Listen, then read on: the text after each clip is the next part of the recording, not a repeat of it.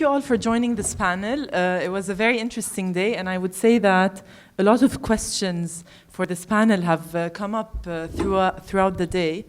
So whether it's in education, agriculture, sanitation, so many different issues that have been addressed. And the main recurrent questions is, how do we ensure sustainability? How do we learn and transfer to a national policy that serves the entire country? It seems that, I mean, you probably all know that up until this day, very little has been done at a national policy level. Of course, many international organizations, but also public institutions have been involved in different initiatives. Several have been presented today, and hundreds are out there as well, being implemented as we speak. So this panel comes at a very good time with a potential change in governmental strategy. Now we have a new Ministry of State for Refugee Affairs, so maybe that's a change in a strategy, and we'll try to address the issue of policy. How can we create or push for better and more innovative policies? And we have a panel of multidisciplinary experts who will each address different perspectives of the policy issue. And we will start with Dr. Muna Fawaz. Dr. Muna is an associate professor of urban studies and planning and coordinator of the Masters in Urban Planning, Policy and Design at AUB. So Dr. Muna, if you can start.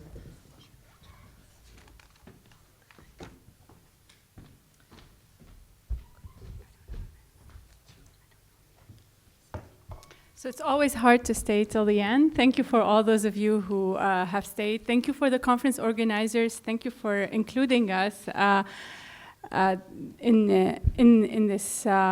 the conference. And I'm going to shift gear a little bit from the previous panel and think with you and encourage you to think a little bit that if we want to innovate with policies and come up with new ideas and be more creative with the very little money we have, maybe what we need to do is rethink how we're actually conceptualizing of what we're calling today a refugee crisis. Rethinking, and that's what I'm going to try to do with the little time that I have with you this afternoon. So my presentation is on settling the refugee crisis and really rethinking about the categories. And I want to start with this snapshot, which is a very typical snapshot taken right here, very close from AUB near the hospital. And I want to ask, looking at this image, how does this represent the fact that today all of us say that there's 1 out of 3 or 1 out of 4 people in Beirut or in Lebanon who are actually a refugee? And perhaps we can begin with this snapshot and describe the fact that all of us have become accustomed to the fact that there are children sitting on the street who every day ask us for food. We sometimes see them looking through the trash cans. We see their moms begging us for food. We know that they sometimes sleep on the sidewalk because we watch them when we're coming back from our evening dinners. We also hear on our news and sometimes even on the AUB news that there are petty crimes increasing around the university, but we also are very aware that some of the crimes and some of the violence is against them.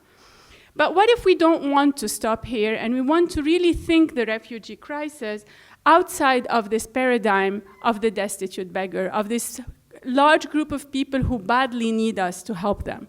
And instead of thinking this way, what if we try to question this whole, if we want to critically understand this disturbing snapshot, I think we first need to reinscribe the discussion of the refugee crisis in relation to a global economy of humanitarian aid and the hegemony of a state-centered management of displacement.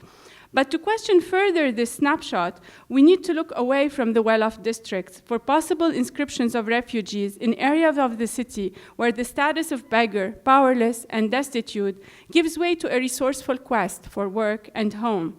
We need to listen to the intensely political discussions in which refugees negotiate daily their entitlement to the city and its services with host community members. And we need to but also with other migrant workers and with other refugees. And against the gloomy image of this beggar, it is indeed possible to juxtapose the pattern of human resilience and resourcefulness, to celebrate social solidarities, and perhaps also to shed light on the positive possibilities of living together, rarely cited in discussions of urban refugees.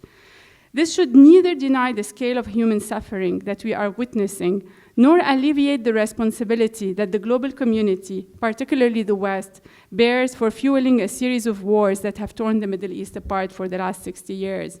It should, however, allow us to reclaim the refugee crisis outside the preconceived label of passivity and acquiescence that displaced and dispossessed people and communities are often framed through, and to propose perhaps more effective ways of documenting and understanding processes and experiences of forced population displacement. So I started reading because I'm feeling time is running fast and I'm not having enough time to put all these ideas through. But if we're really going to run with this project, then what we want to do is think, okay, so how do I think the refugees? And what I want to do in the 10 minutes is basically think with you 3 of these categories. These are the time in which the refugees crisis is set, but also the subjects of the crisis and their spatiality. And this leads me to camps, to people or refugees, and to the notion of crisis. So let's begin with camp, and we'll see how much time we'll have for the rest. So if you look at these pictures, it's very common to see the picture up to the left. It's a tent. We've seen some of those images this afternoon already. It was shot a couple of years ago in the Beqa, and this is how you see most of the covers of international relief agencies. On the other hand, if you look at the pie chart to the right, we already see that the very vast majority of refugees are not living in these conditions. And so this leads me to sort of begin and think about the way in which we need to think of the crisis. Is it a camp? Should we, every time we think of the refugee, begin to think about how we produce these houses quickly? And it was very interesting to me when I began to work on this issue a few years ago, when the UNHCR approached me as an urban planner who specialized in housing, and I was actually asked, how can we produce more homes? And my reaction as an urban planner was, we're not seeing refugees at this stage sleeping really on the streets. There's millions of people who are coming in. So where are these people? And effectively, when we start looking at where have refugees settled, we notice very quickly that the refugees have settled exactly where all the other vulnerable communities of Beirut have settled. And here we're really just talking about Beirut. So if you look at the 2 maps I've juxtaposed, and I apologize for the quality of the UNHCR map. I know it's really ugly. Haven't had the time to redraw it.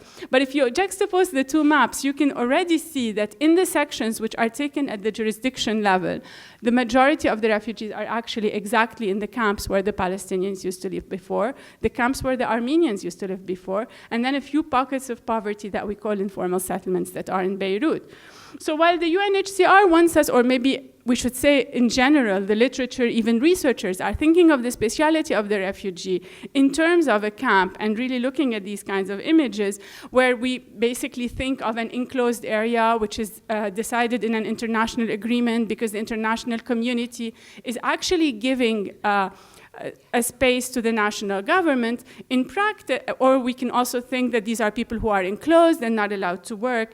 In practice, there's ample evidence that this doesn't work. There's also ample evidence that the camps that we think of as temporary are never temporary. We all are used to the presence of the camps in our cities. We also know very clearly, I mean, this is an example taken from the 1970s already then, so we don't blame the civil war. You can see here that the refugee camp of Shatila is closely connected to the area of Sabra, but also to other pockets of poverty that existed in the city in the 70s. By 2003, we're talking about what Martin has called the campscapes, basically entire areas of the city that look like a camp, where all sorts of vulnerable populations are actually living together. So the experience of encampment really doesn't represent the camp. On the other hand, we're dealing with, similarly, areas that are earmarked for other kinds of refugees, like the Armenian refugees back in the 1920s, have also turned into big areas where we know that low-income communities have settled. So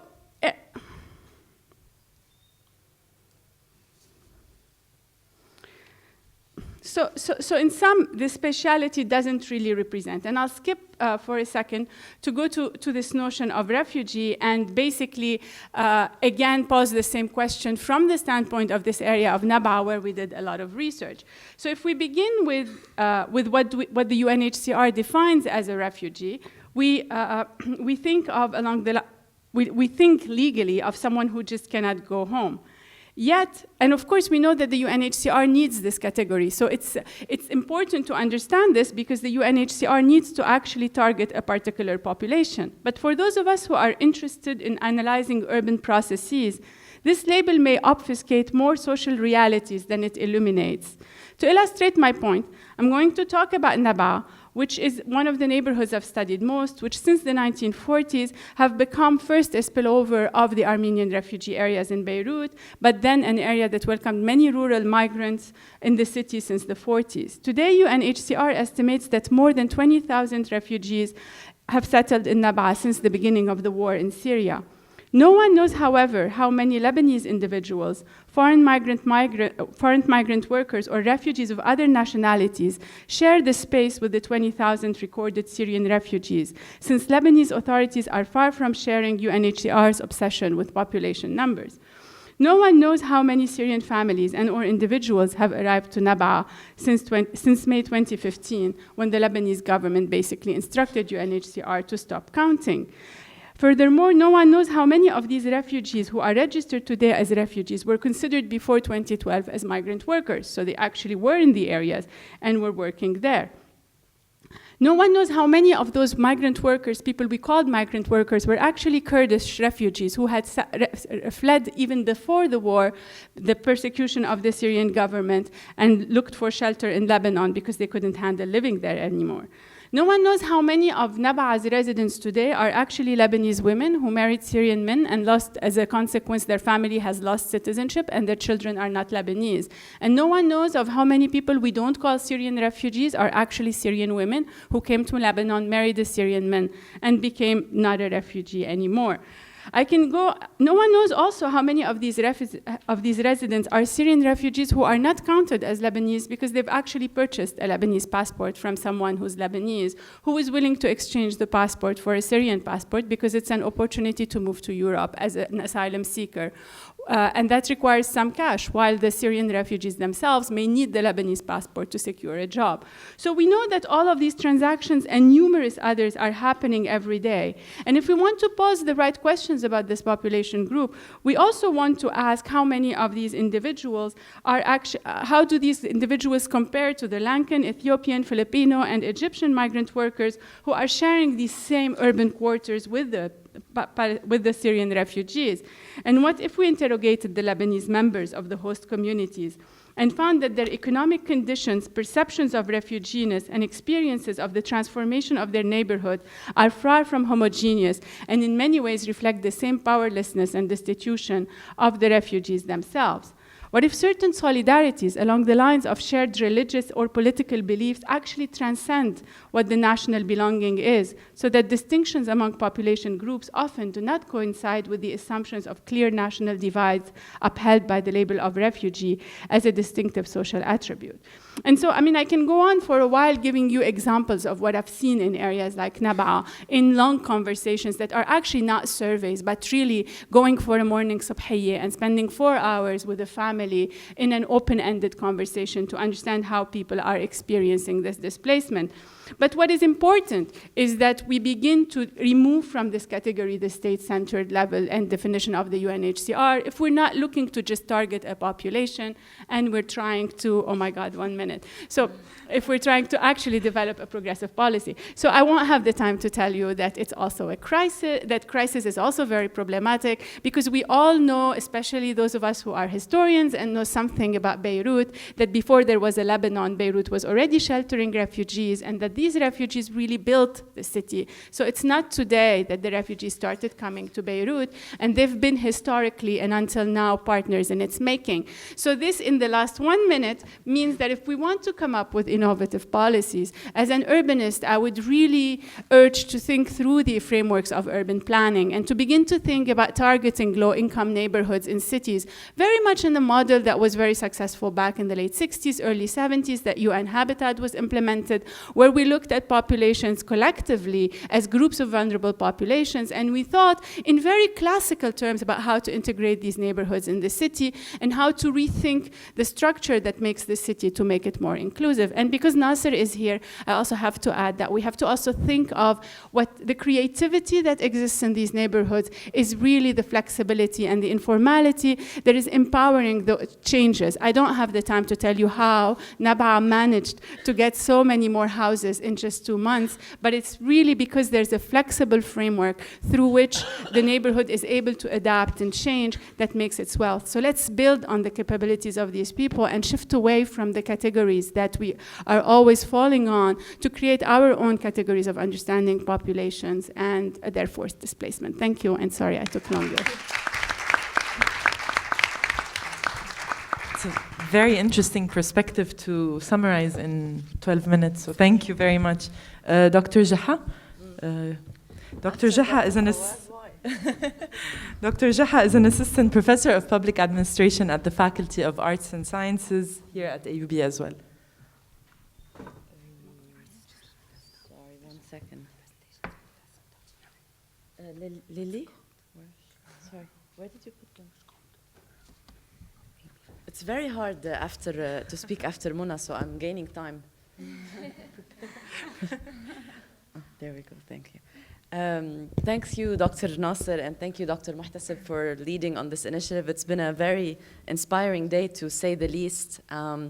If I want to make a nerdy joke, I urge us also to look at the issue from a political lens. All of us preach interdisciplinary, but all of us very much believe, I think, in the angle in which we're looking at the Syrian refugee crisis. And mine looks at the politics of the refugee crisis. And I'm going to try my best not to slip into the Wayniyya Dawla discourse, but to try to shed light on much of the politics of the crisis. And my work looks at systems, right, and their effect on public administration. So how does politics affect the performance of government, and how does politics affect the performance of public sector, both in Lebanon and the region? And the case study, I think, of Syrian refugees and the crisis in Syria and the politics of the crisis in Syria really calls us to question, and political science and public management, how is it that we look at how this system is reacting to the crisis? Lebanon has opted for a policy of disassociation from the crisis in Syria, but the massive influx of refugees to Lebanese soil makes it impossible for the government not to deal with that crisis. And I would urge us to look and to insert into some of the analysis the politics of this crisis. And I'm going to be a little bit provocative in suggesting what I understand to mean resilience of the Lebanese power-sharing model. Resilience for political scientists means very different than it does for development people, for economists, right? And certainly it means very differently than is meant by it in the humanitarian sense. So in the humanitarian sense, when we say communities are resilient, means they're able to withstand shocks and they're able to continue. When we say political systems are resilient, it means they're not really changing. They're managing to sort of reproduce themselves, okay? So for fellow political scientists and policy analysts, this is, I know it's provocative, it's not supposed to be a good thing, but is it for the case of Lebanon? And so my research is looking at this, and I have to say that this is a research that I've launched in the last 2 or 3 months, so unlike much of my colleagues, there isn't a lot of results. What I want to pose today, and I want your feedback on, is whether the question and the approach makes sense given the urgency of the solution. And so I call my paper, or this phase of research, the policy of no policy. How does the Lebanese system respond, both in its government institutions, civil society organization, to the Syrian refugee crisis? And I'll try to be very brief and just speak about 5 key points that I'm struggling with and that I'm working on. First, really, how do we frame the questions? Resilience is a term that is used in political studies for authoritarian systems. We say monarchies, autocracies are resilient in the sense that they tend to upgrade themselves without really changing from within. But the framework of resilience has changed after the Arab uprisings. So a lot of protest meant a lot of regime change, whether this is good or bad. And so political scientists don't really like to say that these systems are resilient. Lebanon has escaped that. So it's neither a liberal democracy, but it's not a totalitarian system, it's not an autocracy, and it maintains resilience almost since the times of the Ottoman Milli system. And I like the thinking of Beirut as sort of historical, that we've always had refugees, and we've always had this sort of system, right, based on sectarian representation. So I'll spend some time on framing the question and then look at the genealogy. My research looks really at a five-phased evolution of the system, and I'm calling the post-Syria crisis a 6th phase of the system, and then try to defend why I think the system is resilient, mainly through the traits of learning and adaptation, and then try to make some conclusions. I'll try to be very fast. So academically, the jury is still out on the pros and cons of power sharing as a model, ديمقراطية توافقية, right? A lot of scholars are prescribing this model now for places like Syria, certainly for places like Iraq, and even for places like Libya. So when there are conflicting parties to power, bringing them together in a full consensus model is meant to be a good thing. But there are a lot of critiques to this model. It confines political participation. It creates cycles of deadlock, right? Lebanon didn't have a president for a long time. This is very typical. It's not a Lebanese thing. Power sharing systems, when politicians can't agree, they enter into deadlock. And so the jury is still out. Scholars are still debating this. But the study of power sharing system for the case of Lebanon sort of doesn't have an identity. In politics, we either say, okay, we understand the Arab uprisings in terms of transitology literature or not, which means that systems transition into something.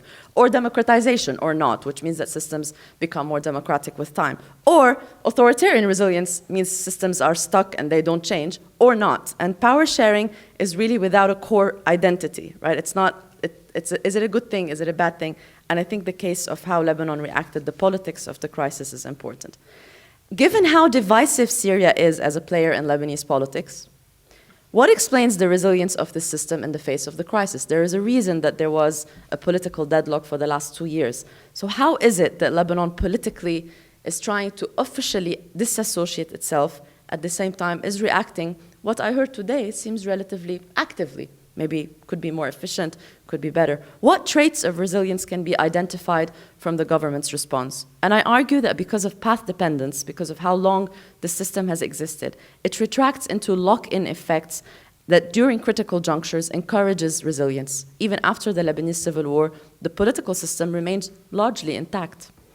And the Syrian crisis is another supposedly critical juncture. In my research, I speak to a lot of foreign observers that said, we have been waiting for Lebanon to fall apart, especially in 2012, 2013, if you recall, Jabal Mahsen, Bib al-Tibbani, everyone would say, okay, there's going to be a war, but there wasn't a war. So why is it that this critical juncture, supposed to be so difficult for Lebanon, the system is still able to revive itself, and I argue that it's through learning and adaptation.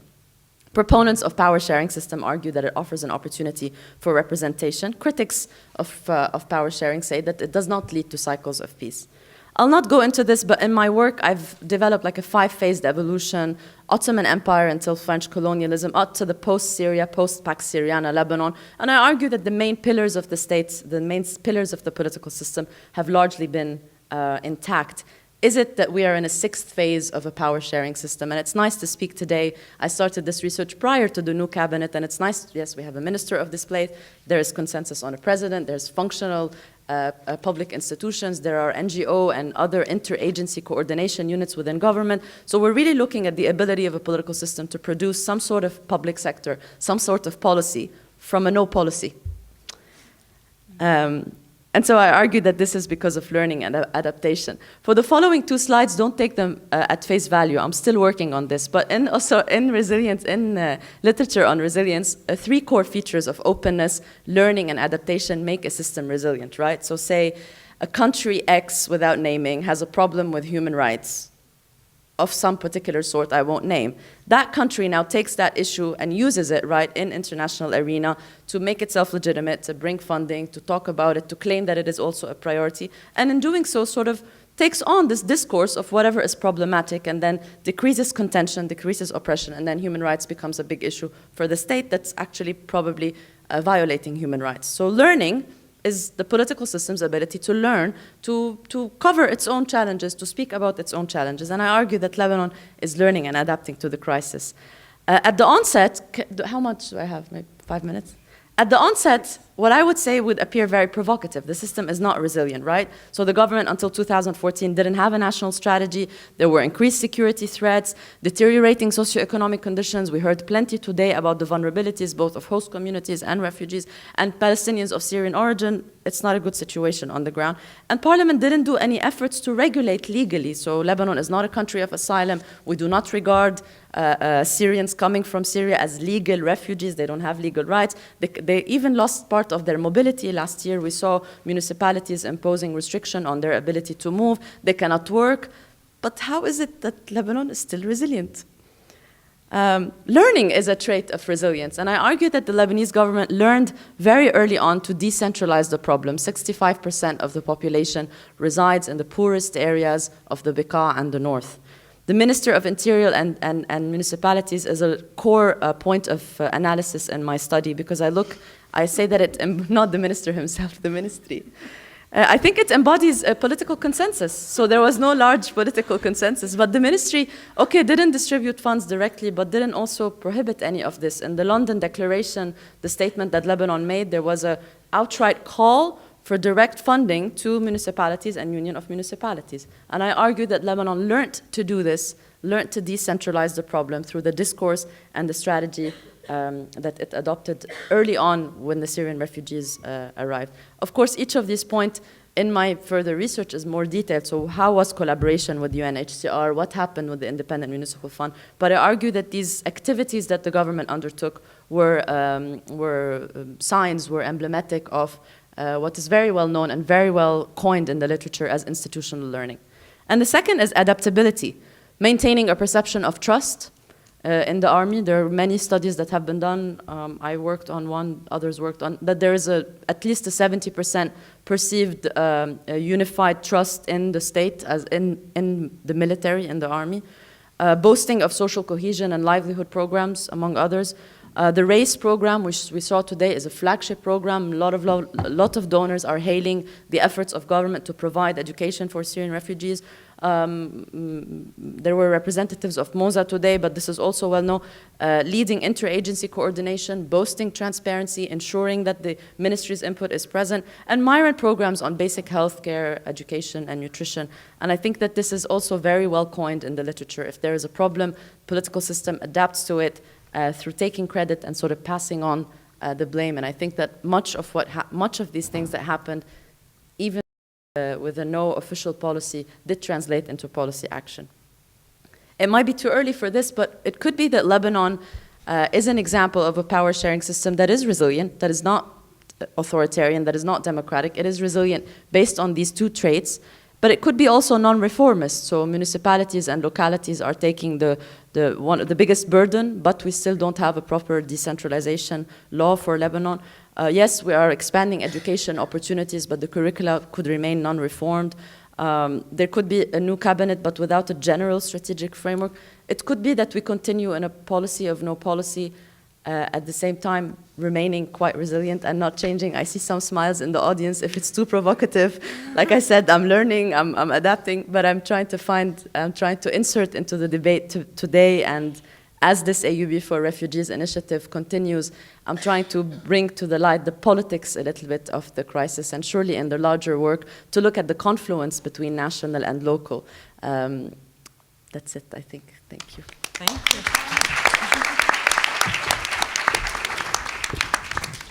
Thank you, Dr. Jaha. Very provocative indeed, but I think very needed to put the issue of politics at the core of the refugee crisis.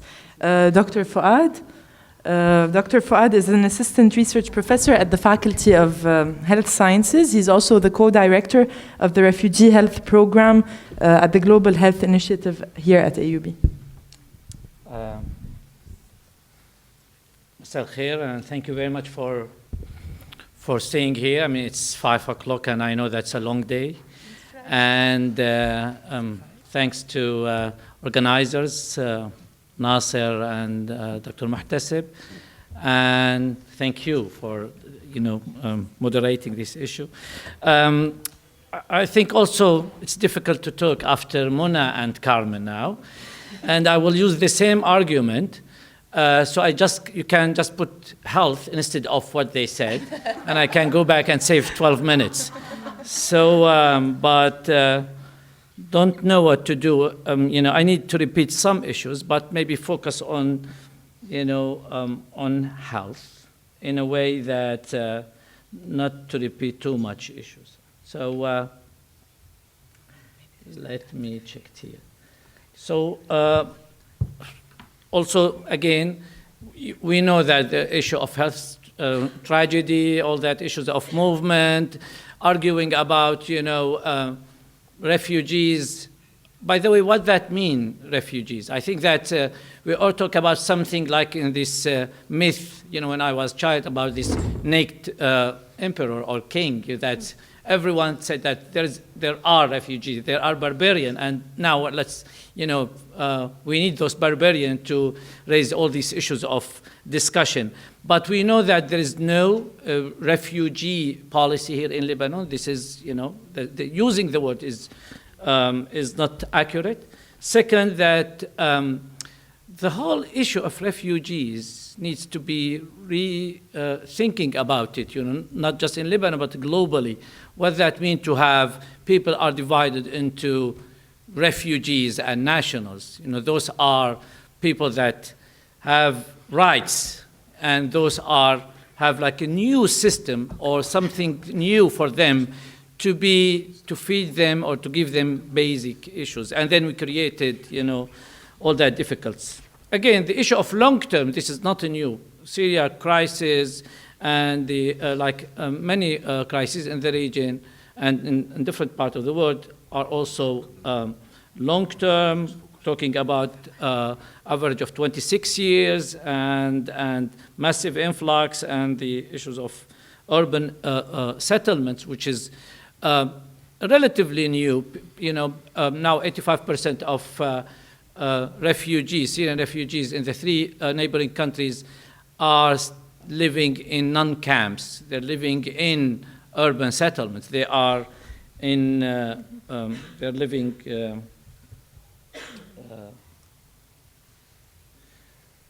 okay. So I will focus on one or two issues about, providing informal health services through informal labor by physicians and health workers. Just to give background on this issue, before 2010 or 2011, in 2010 the number of Syrian physicians inside Syria, registered Syrian physicians, was something around 33,000 officially registered, very few unregistered, but this is the number. Now there's an estimate. There's no accurate number. An estimate that those who stayed still in Syria are less than 10,000. So more than 70% of Syrian physicians left. At the beginning, they moved to the neighboring countries and in Turkey, Lebanon, Jordan, also some to Gulf state. Then after closing their border of Gulf state, they start move to Europe. Why they move? So we have many reasons. Military service, they are pushed to serve, insecurity, erosion of living standards, travel restriction, but most important, attacking health systems, including health personnel and criminalization of medical neutrality. So there are a list of reasons to leave, and that will stay for the next maybe decades. That will be the trend for next decades, and we can, we may do that again here in this venue, and we'll talk about now that time after 10 years about the problem of health physicians. Also, this just to remind you about the number of those who killed among Syrian physicians because of this attacking the facilities. The latest number, which is again, it's can say this is also an estimate number, and that's by a physician for human rights. Almost 800 killed, 39% by Syrian and Russian government, 400 attack on many separate health facilities, and mainly by the government. So that means this. Why talking about the government? That means the trend will stay there because all these political issues with the negotiation with the government. That means the waves of movement of health professionals will keep happening. On the other side, when thinking about those in Syrian refugees in Lebanon about their health profile, we all know from research before 2010 that Syria was sort of relatively good in terms of health and education indicators. That means chronic diseases were responsible for 77% of death before 2011. What that means, when they move here, they move with the same, health profile. That means they suffer here from chronic diseases more than infectious disease or, waterborne disease. Whereas, on the other side, the humanitarian response system addresses the issue of acute emergency. That means they provide clean water, vaccination, maybe family planning, devices. But the issue of chronic diseases was a bit not in that system. And when we go to the issue of more complicated diseases like heart diseases, cancer, renal disorders, so we have a problem. From research by Johns Hopkins and AUB in 2015 found that 50% of Syrian refugee household have one or more member that has one or more diseases of chronic diseases like hypertension, cardiovascular, diabetes, and chronic respiratory. 70% had an out-of-pocket payment. Again, I want to go back to this issue of resilience, but I have like a very sensitive with this word of, I'm not very happy. Now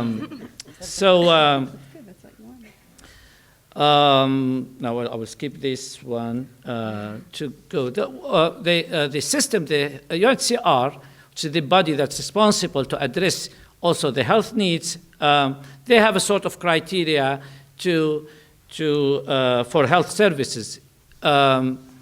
They subsidize something like 75% of the cost of intervention, the health services.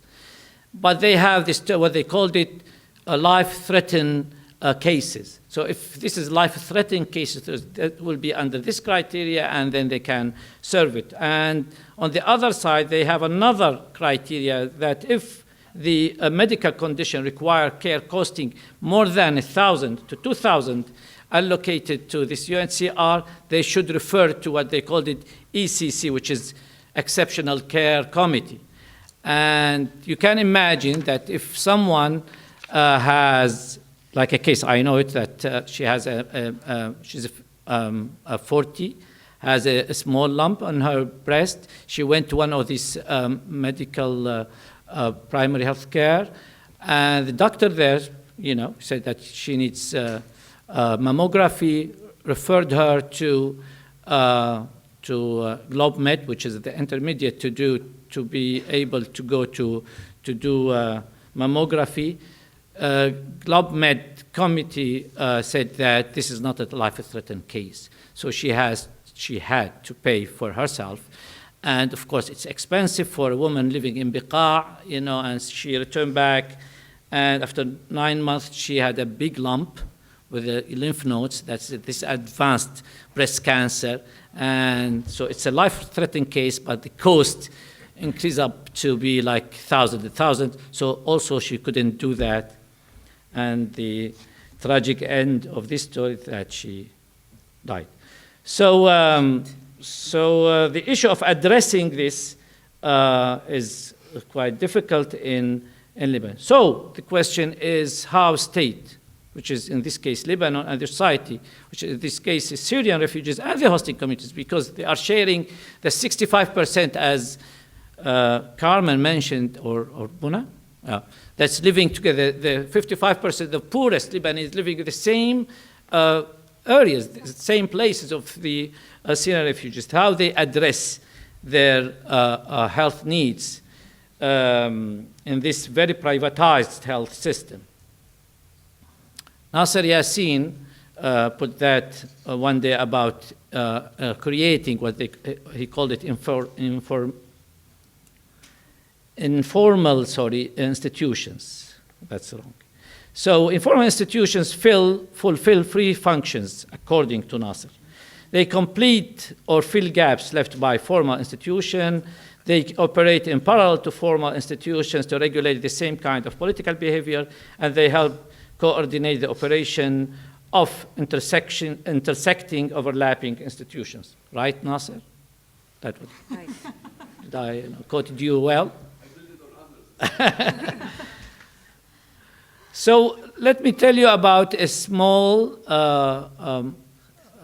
it's not research actually, it's a small pilot study, that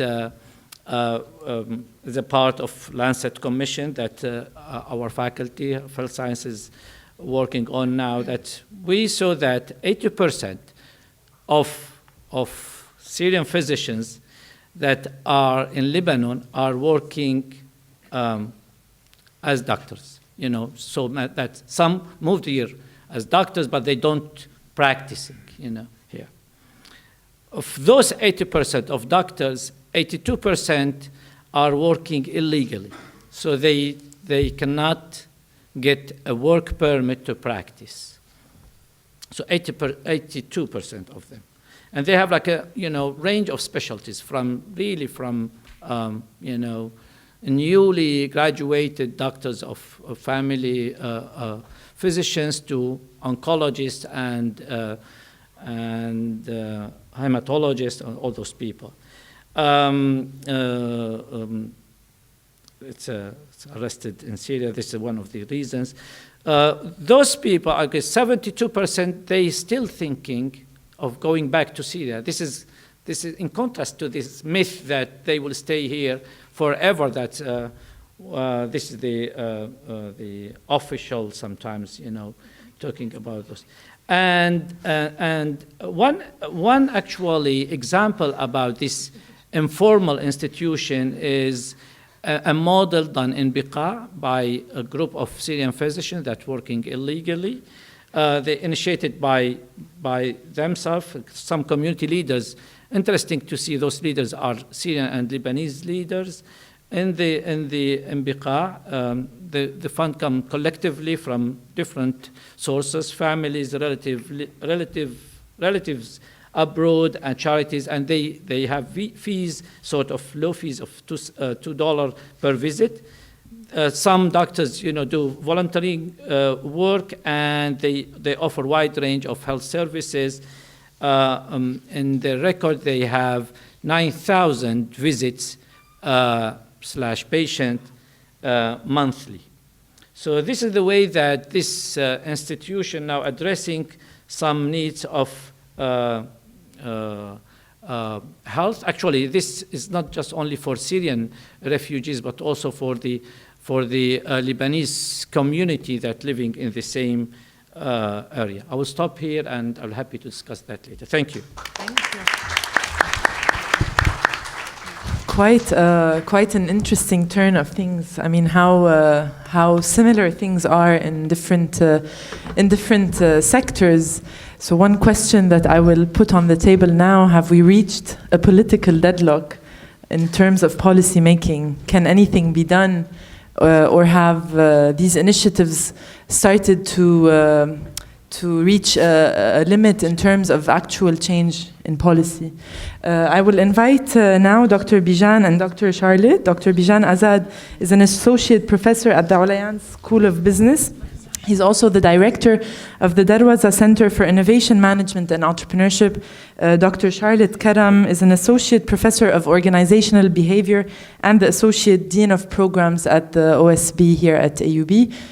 Maybe they have a different perspective in terms of bringing entrepreneurship and entrepreneurship into the area. Thank you. Bijan's here as the tech support, but I'm a good sidekick. You're a very good sidekick. I think we do bring a very different perspective, and first I want to thank Dr. Yassin and Dr. Muhtasib for inviting us to be part of this conversation. We are very grateful to be included as the business school, because we're often left off the agenda. Just going back to maybe the last statement question, which was wondered, like how can state and society address the health needs or the various types of needs? And I would inject in there, how can state, society, and private sector help to address these needs within the refugee crisis. Reflecting actually on the opening session over lunch, Bijan and I were talking about many of the distinguished speakers and the comments that they raised, but there was one in particular that really stood out, which was the idea of, spoken by Ms. Girard from UNHCR, the idea of cross-fertilization and the need to step back away from the projects that we are doing and that many of the wonderful projects that we heard about today, to step back and think about, reflect on the cross-disciplinary nature and the potential of cross-fertilization across the sectors, both in action and in research. You know, how can we, as an academic institution, as one of many academic institutions, begin to pool our expertise to serve, as she said, the values of human rights? And I would extend to say, how can we pool our expertise to relieve the immediate human suffering? And I believe, and Bijan we believe very strongly that the business school has a very strong role to play in this, and we hope to make a small suggestion, a humble suggestion, because we know that we are new to this conversation. From the business school perspective, if we think about innovation, entrepreneurship, and management, key things that can be infused into this conversation: efficiency of processes. Actually, Bristol.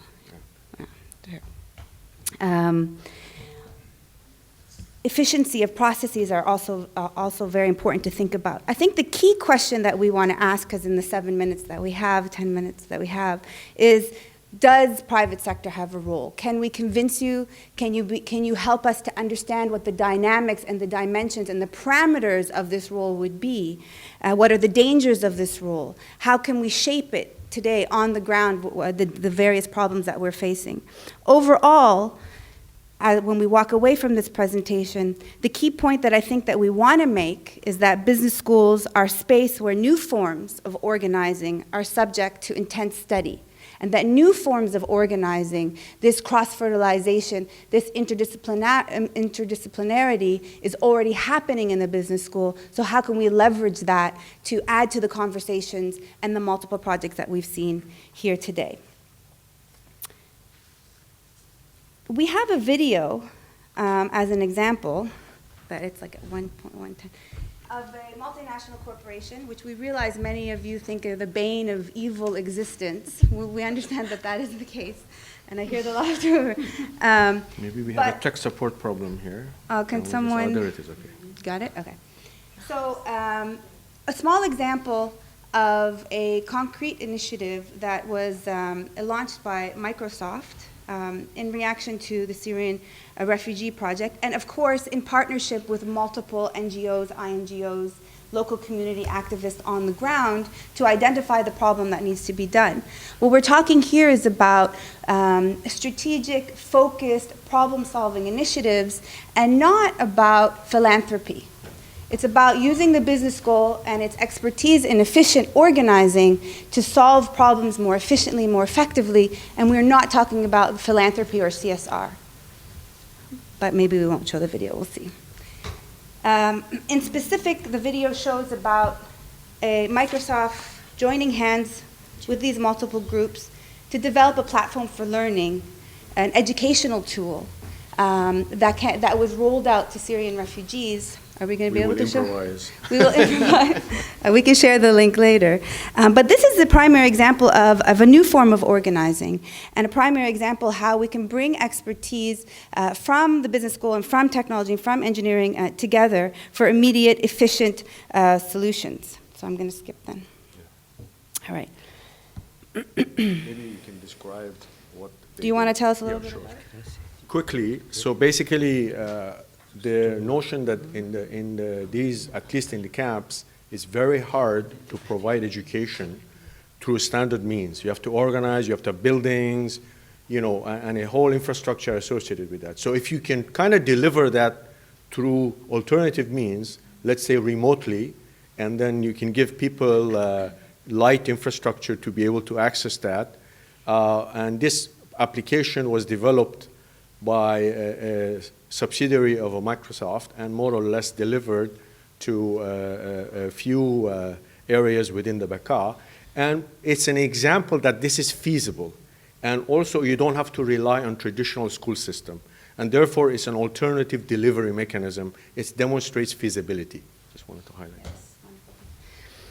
So as part of a small study that we did, we tried to begin to map the discourse in private sector across the MENA region. So what are, within the popular media, within newspapers, within the management literature and business literature, what are we seeing, what are people saying, what is the discourse? When we did this across the MENA region, we saw very little discussion among private sector about the refugee crisis. So then we repeated this across the West. We took 6 countries from the West and we repeated this. And there's quite a rich and diverse conversation of how private sector is starting to get involved. And I can share with you the analysis is quite interesting. But I think the key point here is that there is silence and that the question is why. And I know that, we've alluded to it multiple times throughout the day. From a business perspective, being on the periphery of this conversation, we see that the refugee crisis is clearly considered to be too politically sensitive, but for 2 primary reasons. The first, there is stigma from a business perspective of losing clients that do not approve of whatever stance you decide to take. So why should I get involved in the refugee crisis? Some of my client base may not like that. There's a second stigma that occurs, which is suspicion associated with businesses simplistically being seen as driven solely by profit.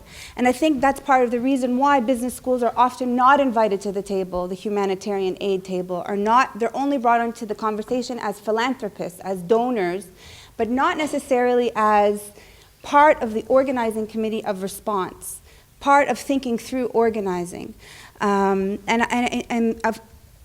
I understand that there is a huge and long history and we have to be very careful.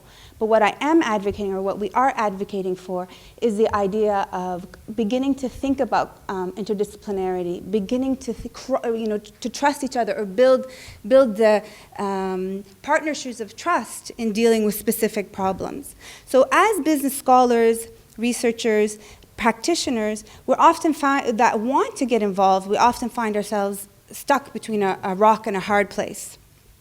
And we believe that perhaps this is an opportunity in disguise.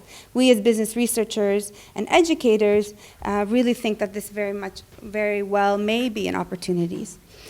Businesses have many unique advantages. This is me trying to convince you to invite us to your table when you're doing your work.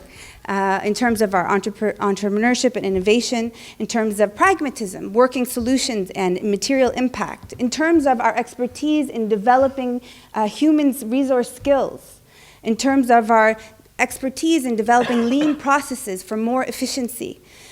There's a lesson here that we've learned. A focus on specific people and places and problem avoids, for us, the entanglement of the big picture and circumvents the divisive and hard to mobilize aspects of refugee problems. And I think that this is an important point for us to make as business school. We are saying, let us be used as tools for you to come up with solutions on the ground. How are we going to do this? To adopt an entrepreneurial perspective and a lean startup approach to solving problems and testing them before scaling up to the larger issues. There's potential from the business school perspective for business scholarship contributions. I skipped one. Oh no, that's true. Business scholarship contributions as well. Examining the activities in between as interesting, contrarian, self-organizing phenomena. If you look at the management and business literature over the last 20, 30 years, there's quite a bit of focus around specifically this. How do we begin to organize? If we look in particular at open software movements, or if we look at another one, multi-stakeholder partnerships, these are things that have taken the business world by storm. Companies losing 10 to 15% of their market share because of these new forms of organizing. And so this has been a major incentive for businesses to focus on what's happening here. How do we bring multiple perspectives together in order to have more efficient? And so what we're suggesting is a focus on refugee and refugee ecologies as a test bed for organizing forms and organizing processes. My time is up. My phone just rang. I just want to make a Still have 3 minutes. Do I? Okay. So just to put our major efforts, this is not a side project that we are talking about. We have many colleagues in the business school. I see two of them here today, Randa Salamoun and Hunaida Jirde, who are both at the business school, both working also on refugee crisis. We have organizing 2 special issues that are to come out, the calls have just gone out for one, the other one, the call will go out in a couple of months. In organizational studies, the special issues on displacement, disruption, and divisions, which is very purely a management business journal of top scholarship that would like to have more conversation around this. A second one is Career Development International, very well-respected journal around career development, and we put out a call called The Impact of Global Refugee Crisis on the Career Ecosystem, beginning to think about the employment, non-employment problems as the ecosystem of careers, and how do we begin to think these through and create innovative solutions to employment, not just at the local level, but that can serve multiple national contexts. We want to, I guess, end with a couple of discussion questions. I really like what Carmen said about developing a policy where there's, in the context of no policy. I believe that this is the same thing, doing business efficiently within a context of no policy or in a context of inefficiencies. How can we together sort of move that forward? Some of the discussion questions that we would like to throw out based on the few slides that we just showed is, in what ways is private sector's pragmatic and narrow focus on workable solutions and material impact helpful or unhelpful? If we agree that it is helpful, then what are the next steps to invite us to your table? What are the things that you fear? Are they long-term? Are they short-term? How can we become more involved? One idea that's been surfacing us for a very long time, we've talked to Rabia and to Nasser a bit about it, is the idea of organizing a conference at AUB about the private sector's role in the refugee crisis, and to begin to invite local SMEs as well as some widely active MNCs to come and start to think about that. If anyone is interested, we're looking, this is an idea that we're hoping will take fruition in the fall. On a practice level, in what ways can we better identify concrete problems that need focus? We can't figure those out. We need help from you and from the various projects that we heard today. In what ways can we better focus on concrete situations in order to develop sustainable solutions that depend minimally on external funds, coming up with business models for sustainable solutions within this humanitarian crisis? In scholarship, in what ways can we better study organizing phenomena? We come back to the original point here. So in what ways can we better study organizing phenomena in and around refugee practices? What is translatable from alternative organizational forms research and business scholarship to the refugee crisis? Because there's a plethora of information and suggestions there. How can we take what we know from these types of business models and implement them into what we're doing here to have better organizing around this crisis? Thank you. Thank you.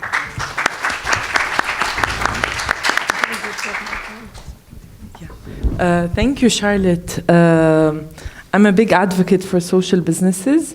At the same time, I feel, and I'm not sure if we have some SMEs here in the room, I think another policy issue is also one that is a big challenge for social businesses, both in terms of legal framework, but also when it comes to refugees in terms of legal conditions that they operate in. So employment, no employment, registration, no registration. So again, I think the policy issue is another wall that is here put on the table. So we'll have a round of questions. I think we might have a few questions. Yes. So we have a question here. Are there mics in the room? Are there mics in the room? No. Hadi, please. So we have a question here, and a question in the back. Did I forget anyone? All right. We're bringing mics. So meanwhile, I would like to invite the panelists to think of or to discuss potentially ways to push for these and to push for these initiatives to become at least a space for discussion with public institutions. I know that we had few representatives here throughout the day, but I think most of them have left. So how can we motivate public institutions to look at initiatives and examples that have been implemented and try to think of reforms in terms of policy? So, sir, you have your mic. Yes, ma'am.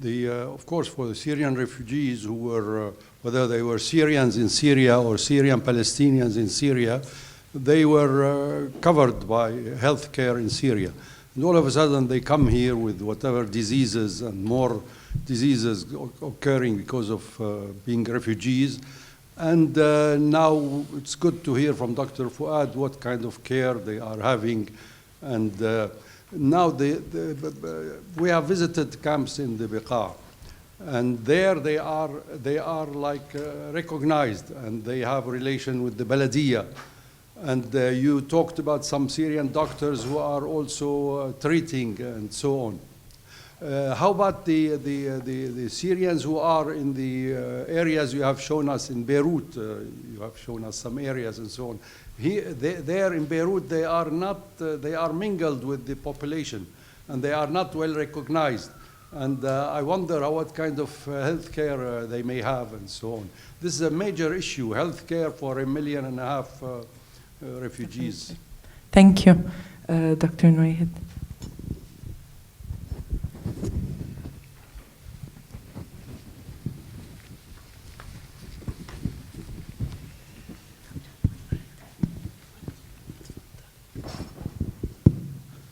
Thank you. This was an amazing panel, by the way. My question or comment is to Charlotte, actually. So it's actually, I liked a lot what you've presented and what you've challenged the audience and actually the university with.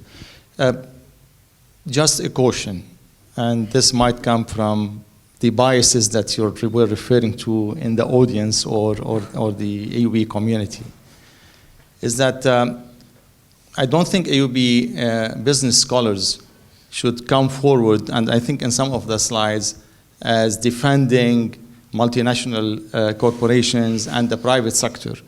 And I think to say it's simplistic views of what multinational corporations have done, I think is itself simplistic, because I think the experience of people, whether in Lebanon or over the world, has been to a major extent quite negative with multinational corporations.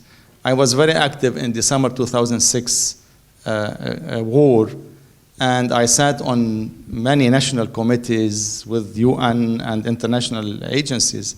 The Minister of Health and the ministry was begging pharmaceutical industry not to send medications to Lebanon right and left. What pharmaceutical industries do in these crises, and actually they shop around, they empty their stores by sending the medications that are very close to expiration date. And so what the Minister of Health in Lebanon, after the end of the summer 2006 war, had to deal with tons and tons of expired medications, and the ministry had to pay money to get rid of hazardous material. They get their CSR, they get their tax redemptions there, they clean their stocks, and they move forward. And it's a known thing among the international organizations that many of these, the food industry, push the powder milk and push these canned food on the refugees. And then all your public health interventions and community work is undermined through that. So I love what you've presented. I think it's great. And I think it's important to challenge, but I would like the AUB business scholars to interrogate the private sector. I would like you to interrogate the multinational corporations, not to give them the stage, but to be critical of this and open actually the discussion to all different perspectives. They should be put on the stage defending themselves sometimes and also justifying some of the perhaps good things that they are doing. But we cannot take it as a given. We have to be extremely critical because they're for the profit. After all, that's the bottom line, that they're doing it for profit. Can I answer? Thank you. Yes. Can we take one more question? I know that. I'll try to. Yeah, just a second. Yes. Hello, Arthur Sarkisian. Just talking about creativity. I don't know if the problem of media have been tackled before. The myth that Dr. Fuad have talked about, and also demonizing Syrian refugees by some media. And also there is an info mentioned by Dr. Muna about Syrian refugees before the crisis. I don't know if refugees would come to Lebanon because scared from prosecution of the government, because the government was present in Syria. So, And Lebanon. yes, thank you. Thank you. So we'll have a round of answers and we'll go back to the remaining questions. So first question is services to Syrians in the urban settings that we discussed. So what about Syrians that are not in known settlements? How do we know what type of services they're being provided? I'll let you say how they get healthcare, but I do want to interject on one small thing. So we know that about, I think you put this figure, and it's a figure we follow, that about 85% of the refugees are actually living mostly in urban centers. We know in the region, and we know that this is very, very normal because 85% of the Lebanese also live in cities, and refugees are just following the same kind of pattern of urbanization. But there's one way in which we can represent this, which is what the media represents, and then we can imagine 1.5 million people who suddenly fell on our heads, and then suddenly we have to deal with these people. We had no relationship with them. They're an other, and it's so clear that then it's a huge problem. But there's another way of looking at it. If you've ever been to regions on the border, or you've looked at research about Lebanese low-income families, actually, until the outset of the war, we know that there was very, very common for Lebanese people to cross to go to Syria to seek health care, because health care was free and affordable. It's documented in academic papers.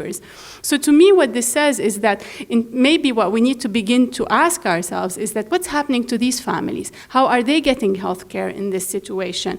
What was happening to Syrian workers who were working in Lebanon before the war, and what kind of health care were they already getting? What was happening to the other migrant workers? And what happens at the entrance of AUB/MC when the low-income Lebanese person who doesn't have money actually come for health care? So I think once we begin to ask all these questions, and they're difficult questions, we begin to realize that there's a very large vulnerable population, and that the privatization of healthcare is a big issue. So what people do is I think what I know, and I'm sure Fuad can answer much better, is they seek informal means, and that probably the availability of this large pool of doctors who are prevented from working in the formal sector is actually securing affordable healthcare for them. So we've pushed them to work in this frame, which by removing legality makes it all a little bit more affordable, a little bit more risky, but also a little bit, but possible at least. And I think this is how we begin to think that most likely there's a lot of very poor Lebanese people who are going to these Syrian doctors because they give them more affordable health care. So let's begin to think about what do people who have no legal protection from the government, and a government that's never given us any real welfare blanket, and a public sector that, what do these vulnerable people, whether they're Lebanese or Syrian or Ethiopian or Sri Lankan or Palestinian, actually do when they need to seek medical care? Then you know more where they actually do. I will add more questions. So usually we use this number now. I mean, that's not just in the media, and sometimes just also in the academic papers about the number of 1.1 million Syrian refugees in Lebanon. This is because of the UNHCR number. And also sometimes in the media, the number jump up to 1.5 and sometimes 2 million. So, and no one actually questioning the number by itself. First, from observation as a tool of, public health, Syrian, those are registered at UNHCR. Some of them were here since at least 10 years or more. They just shift their, their position from being workers to be refugees, or not refugees, actually registered at UNHCR to get this sort of, aid. That was at the beginning, actually, between 2011 till 2015, when they stopped registering, refugees. Second, the second issue of this, those who brought their family, before 2014, they used to go back and forth, to Syria, because health issues, affordable there, because of sometimes education, being here on seasonally in Lebanon. After 2015, they stopped, they have like a sort of restrictions on border. So they have to either to stay there or here. But when you see the number at UNHCR, this is the same number. I mean, the change are quite very, very light to have like a change.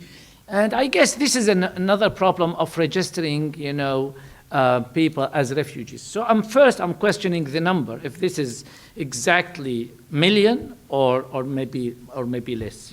Second, about the services. Yeah, I mean, the same people that were before going to Syria or doing these health services in their informal way by, I think they're still doing the same issues. And I can tell you now that still people going with all these issues of restriction, they're still going back to some advanced treatment and surgery that's, when comparing now with when Lebanon, it's to have like a heart surgery with almost 2,000, 3,000 US dollar in Syria, whereas here you go up to, I think, 20 to 30,000. So still people doing that, but also this bulk of physicians and health workers that working here illegally, also they are actually, when I mentioned this number, 9,000 per month, this is run by a few doctors in Biqa, so this is a major amount. And some people, as I know that Natur, for example,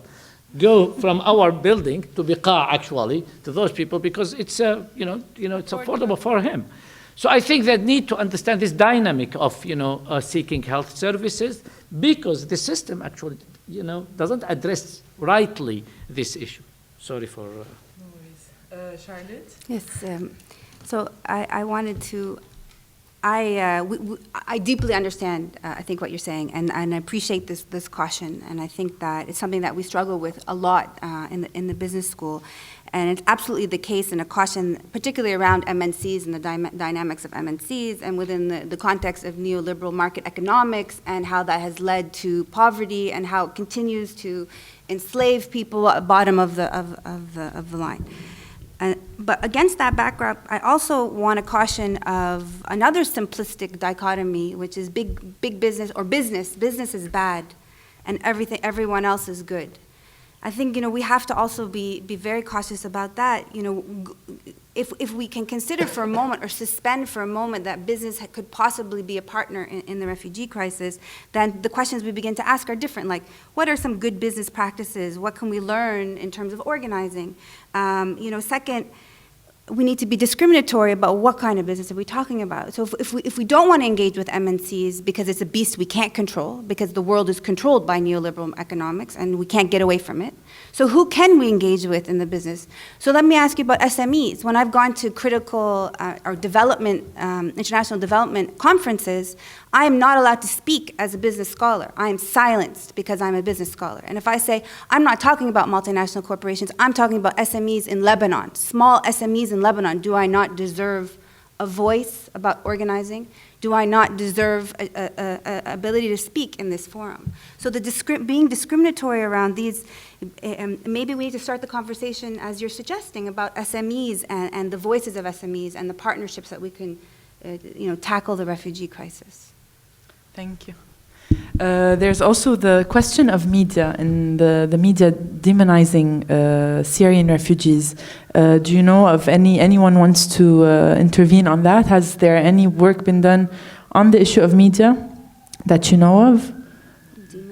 No. We were all watching it. Yeah. Yeah, I think it has a good contributed point, though. largely to creating this negative or reinforcing a negative image of. You know, it's actually interesting because that goes back to what Carmen was saying. There is a frame of securitization.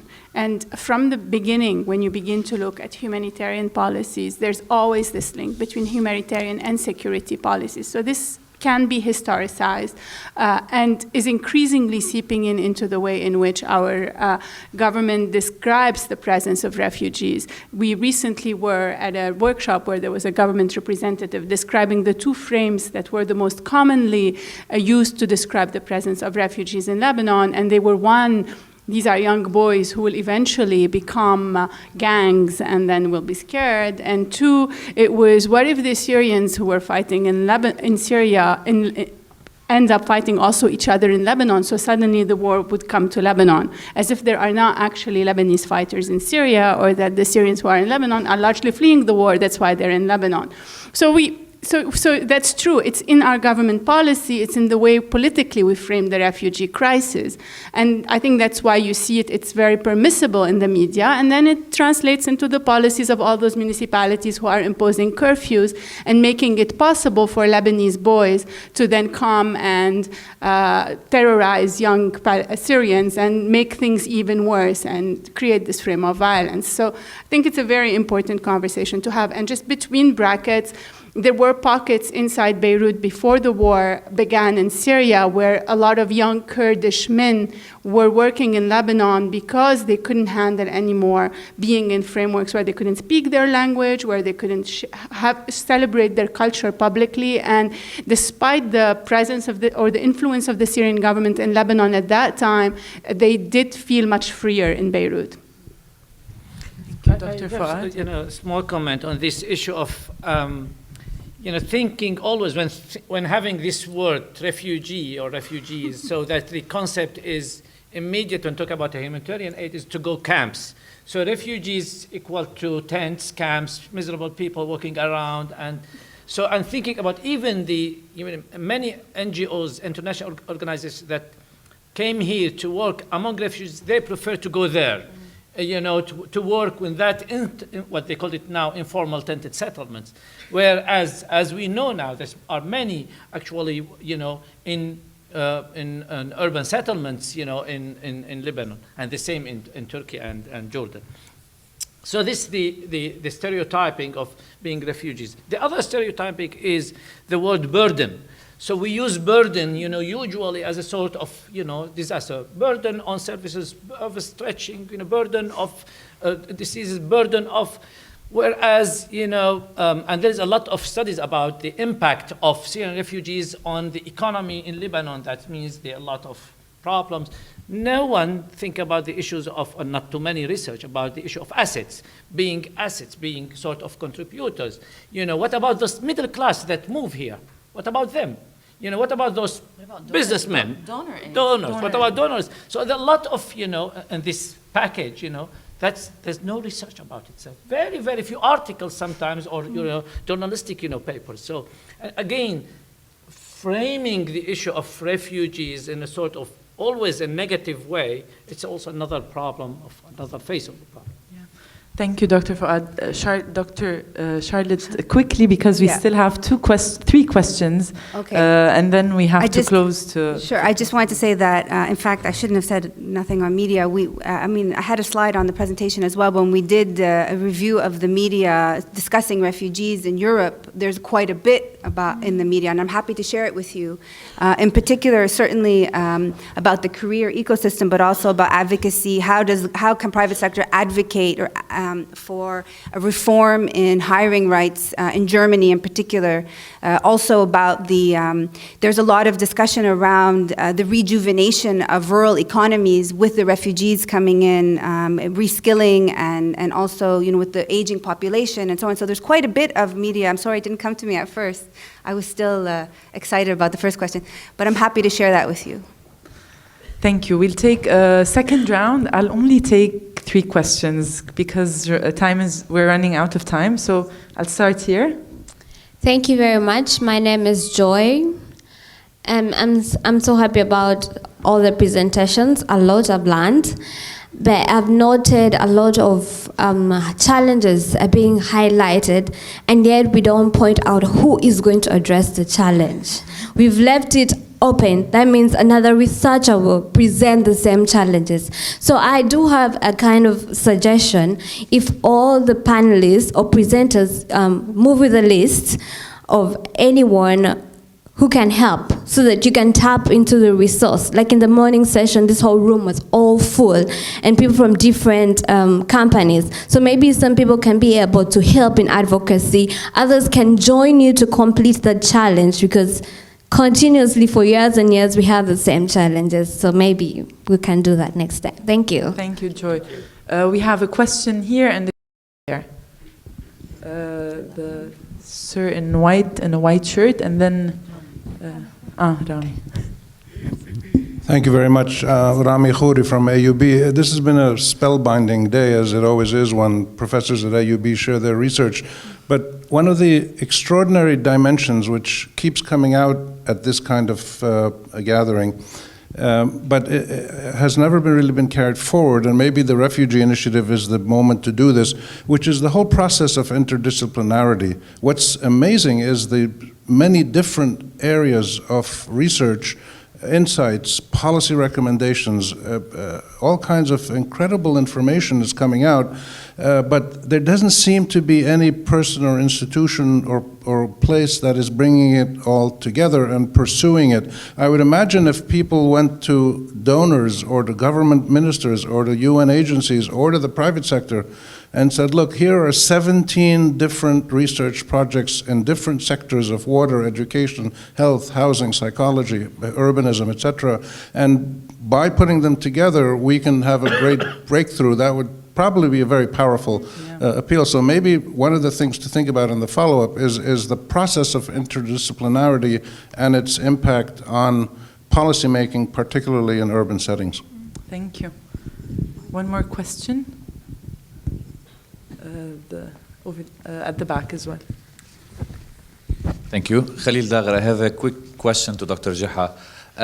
In economics, they pay a lot of attention to informality and its role in the overall economic analysis. To which extent, actually, did you tackle this in your research, especially when you were analyzing the resilience of the regime, let's say, in Lebanon? The second question is, I would like to know, what do you think about the STEP program, the subsidized temporary employment program that the government of Lebanon was proposing around like 2 years ago, about a possible solution for access to work for the Syrian refugees? Thank you. Thank you. You want to start? So we close with the interdisciplinary. I'll be very brief. Thank you. Informality is very much part and parcel of the study of power sharing system. It plays out in the secrecy of decision making. So in my research, it's a lot of, the national dialogue sets the policy, not formal echelons. And another paper that I'm working on about the system, actually in collaboration with School of Business on the role of women, it's also about informal politics.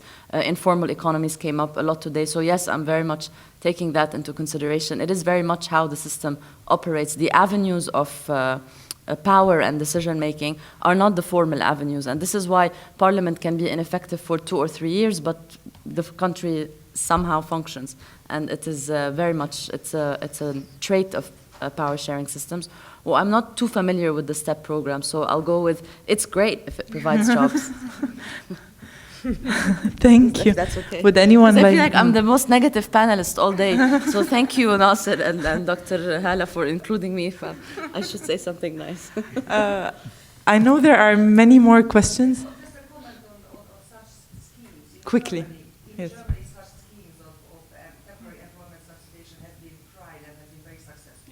Okay, thank you. That's interesting because they're launching step 2 soon. So it's interesting to think about that. Thank you, everyone. We're going to close. I think the two comments that we got are quite interesting for following up on these panels. I think there are many questions that came out of this panel particularly, but also throughout the day. I would encourage this to be the platform to follow up and bring different stakeholders on board, whether it's a private sector or international development agencies or even public institutions. So thank you all for staying this long.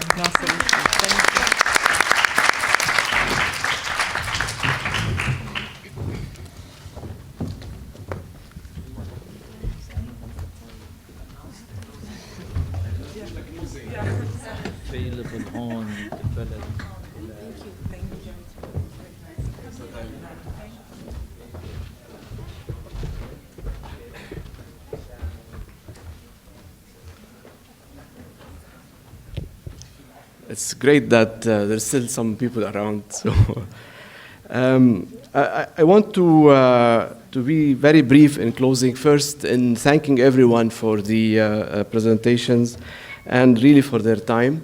That was really amazing to bring in 19 academics today under one roof.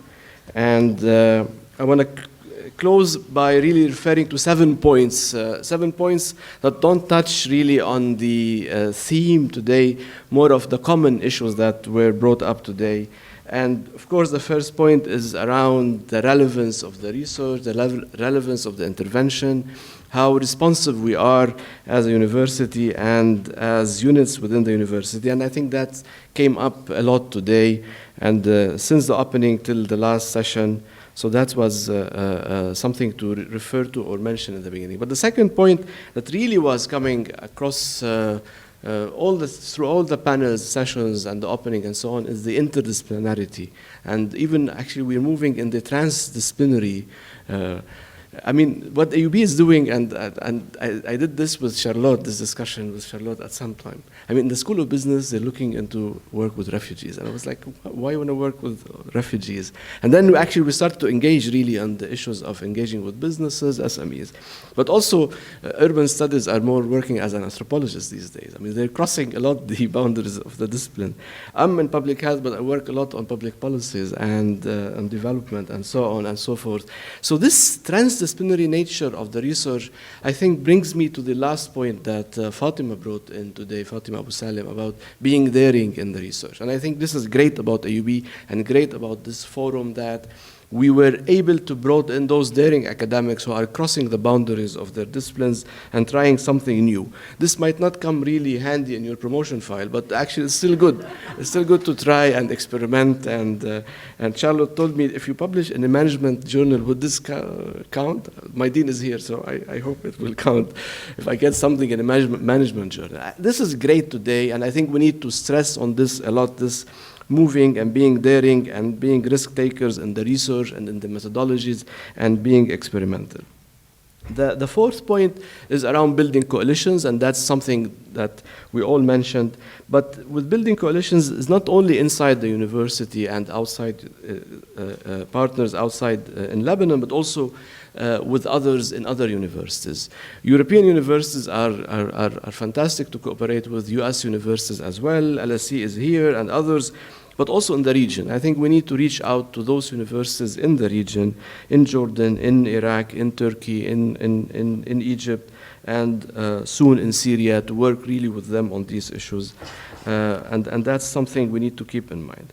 Of course, when we work together and build partnership with donors, with organizations, we need to challenge donors.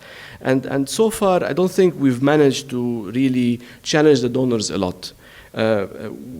We get calls to prepare something that's so packed by the donor that actually doesn't really come across by us as researchers. Although we're crossing a lot of the disciplinary lines, we still find sometimes difficulty addressing what the donors want because they're so limited in their request and in the time and in what they want to offer. And I think we need to challenge donors and send a message that if we want to work on the refugee crisis that's so widespread across all the sectors, we need to challenge them and actually turn the debate, turn the dialogue, turn the table where we actually try to put on the agenda. And this forum today has really brought up this interdisciplinary nature and bringing on everyone so we can challenge the donors and maybe come up with something innovative.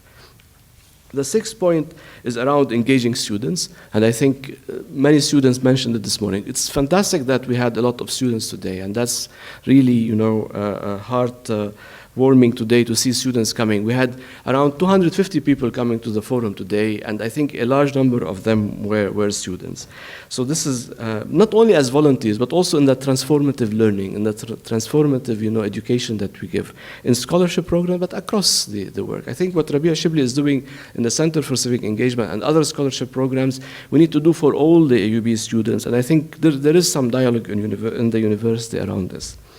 And the last point, but not the least, of course, is actually to engage with the refugees as agents for change. And I think Fuad mentioned this, and others, and Muna Fawaz. I think we need to look at refugees as people who have a lot of agency.